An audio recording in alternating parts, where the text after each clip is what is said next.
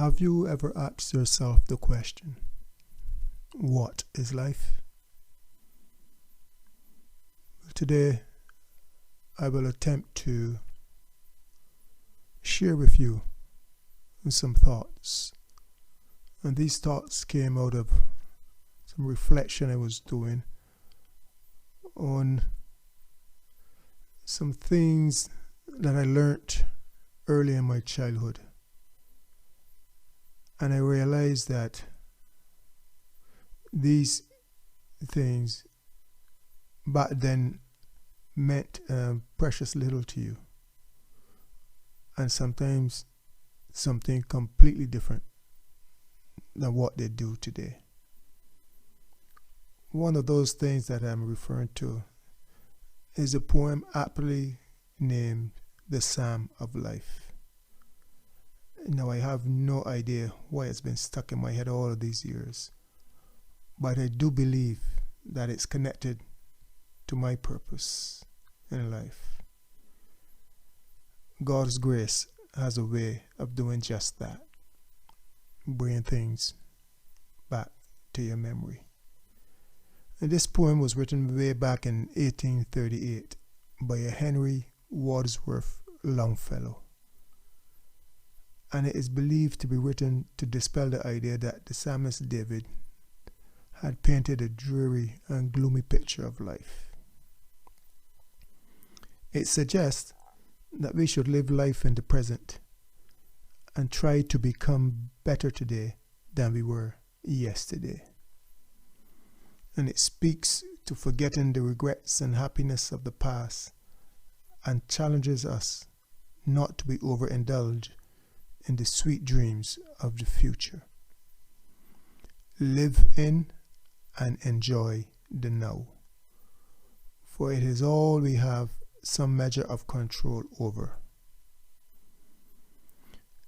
Suffice it to say, we should not, however, stay still and wait until death overcomes us. The poem highlights the struggles and optimism of life and the pursuit of something bigger than ourselves. And I would dare say that it speaks of that joy that can only come from knowing Jesus Christ, that gives us the audacity to rejoice in our tribulations. And at the same time, we should not forget that life in itself is not easy. However, many persons have done great things before, so don't let that deter you from achieving. One commentary suggests that the traditional doctrine that was taught in that era conflicts with living life to the fullest.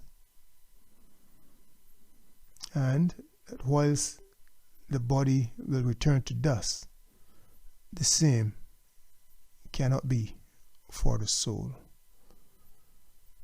The goal of this life is to go beyond the grave, and that is to have an impact or legacy that goes beyond your physical death.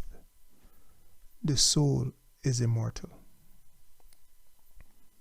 A positive outlook on life is not about pursuing happiness or avoiding sorrow, because either one can lead to the other. Be content with both the joys and sorrows that are all part of life, and be a better version of what you were yesterday. Today, time seems to go by so fast. It certainly waits on no one, and our responsibilities are forever increasing. Trust not the future, and that is the future without God, however pleasant it may seem, or live in the past, as both will end in regret. Live in the present. Work with faith in God and trust the outcome. It has been done before, and we can do the same today. leave footprints in the sand of time so that some lost brother or sister can be inspired by your work. So, be prepared for the future. Start working today so that tomorrow can be better. Keep achieving and pursuing righteousness. Never stop and let life pass you by. The question I will ask now is, how can we as believers live for today? And I will mention just 10 of them, and in no particular order of importance. 1 is to fully appreciate the gift of life. 2, to love unconditionally. 3, forgive past wrongs. 4, stop worrying. 5, don't dwell on past accomplishments or future endeavors. 6, know that God loves you. 7, live each day like there is no tomorrow.